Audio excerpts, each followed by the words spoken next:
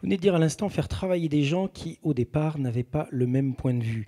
Ça me permet de donner la parole à Laurent Arnaud. Il est directeur du Centre Arts et Métiers de Cluny, une grande école qui continue à largement alimenter des filières, notamment en ingénieurs qui travaillent sur des sources ultra centralisées. Alors, comment, vu d'une école, on fait travailler ensemble des gens qui n'avaient pas forcément, au départ, le même point de vue? Je pense que, bonjour à tous, je pense que l'école est au centre de la société et donc l'école répond à un certain nombre d'attentes. On y répond d'abord pour nous-mêmes, comme citoyens, faire fonctionner l'école, et puis on y répond suivant nos missions, qui sont à la fois la formation, la recherche et la diffusion. Donc le débat de la transition énergétique, le débat de l'évolution de l'énergie, on l'a vécu au niveau de l'école, je vais dire naturellement, en lien direct avec la société. On a beaucoup travaillé au niveau des laboratoires de recherche sur le développement de l'énergie nucléaire et on a développé un certain nombre de compétences extrêmement fortes qui aujourd'hui nous permettent d'aborder le domaine de l'énergie renouvelable et de contribuer à ce développement-là. On travaille aujourd'hui sur les éoliennes en lien avec les pôles de compétitivité. On travaille également sur le bâtiment. Tout à l'heure, Jean-Luc parlait de cette construction, mais on peut aussi parler de tous les logements que l'on construit aujourd'hui. Et l'école va y travailler, y travaille et va y travailler. Alors, premier point, notre centre, bien entendu, monument historique, extrêmement réglementé, et pourtant, l'énergie est au cœur, nos étudiants vivent au cœur de cette école. On a nécessité à améliorer nos pratiques au niveau de la résidence des étudiants. On met en place, donc Jean-Luc en a parlé, dans le cadre du programme Cordoba, soutenu par la région, on met en place des systèmes constructifs innovants de manière à réduire la consommation et améliorer les compétences de manière à ce qu'après, on puisse le proposer dans le cadre de la réhabilitation énergétique des logements et réduire de fait la précarité énergétique dont on parlait au début. Un autre exemple peut-être sur une autre thématique de recherche qui est l'image. On travaille aujourd'hui sur l'immersion virtuelle.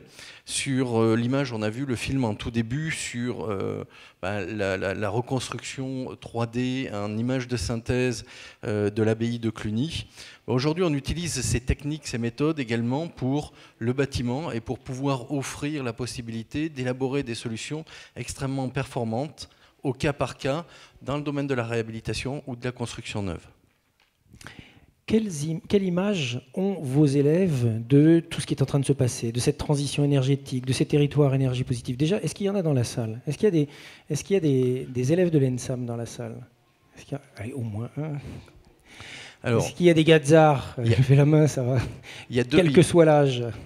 Non? Ils sont où vos élèves? Ils s'intéressent au territoire énergie positive? Et là, vous répondez, ils sont en cours. Et il va falloir que je... Non, très sérieusement là-dessus, comme je le disais, l'énergie est au cœur de notre formation, de manière très claire, et ils ont cours cet après-midi.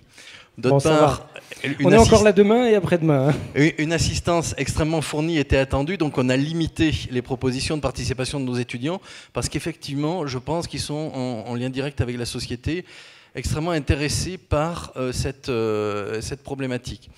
Je voudrais aussi souligner que récemment, quelques soucis ont été rencontrés au niveau du réseau des écoles, et ça aussi, ça explique leur absence dans ce débat aujourd'hui. Mais le débat a eu lieu au niveau de l'école et on le continue.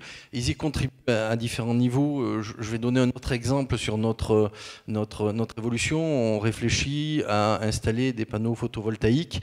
Ces panneaux, ça doit être à la fois la capacité de produire notre énergie, voire de la consommer directement au niveau de l'école. Il faut savoir qu'on a une très grosse facture énergétique aujourd'hui et on veut la réduire et on doit la réduire. Les étudiants sont directement intéressés par ce débat-là, ils contribuent. Et demain, il faut que ces panneaux photovoltaïques, il faut que l'installation qui existe à l'école soit un lieu d'étude pour eux, d'expérimentation, et qui puissent après le diffuser, puisqu'on les forme pour demain être acteurs de cette transition-là. Donc l'ENSAM, bâtiment énergie positive, vous allez mettre des modules photovoltaïques sur les toitures anciennes. Il y a un architecte des bâtiments de France dans la salle? Non. On a un architecte des bâtiments de France souvent quand on fait quelque chose. On a un architecte des monuments historiques également. Donc c'est un domaine extrêmement contraint. Et là aussi, si on veut être leader, si on veut être expérimentateur, il faut qu'on ait la possibilité de le faire. Alors je ne doute pas qu'on puisse avoir ces autorisations-là, ou je serais extrêmement déçu qu'on ne donne pas la possibilité à nos étudiants de pouvoir travailler sur des solutions innovantes là. On est en phase de construction d'une halle bois éco-construction, puisque ce thème-là va devenir un petit peu le thème central au niveau du centre, réfléchir à la construction de demain, à la fois en redécouvrant les anciens matériaux, en travaillant avec des ressources locales, comme on l'a expliqué, le bois, les matériaux biosourcés.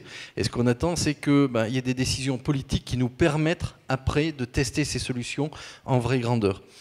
Donc sur ces ateliers, on va mettre des panneaux photovoltaïques et les étudiants seront acteurs de ces solutions-là.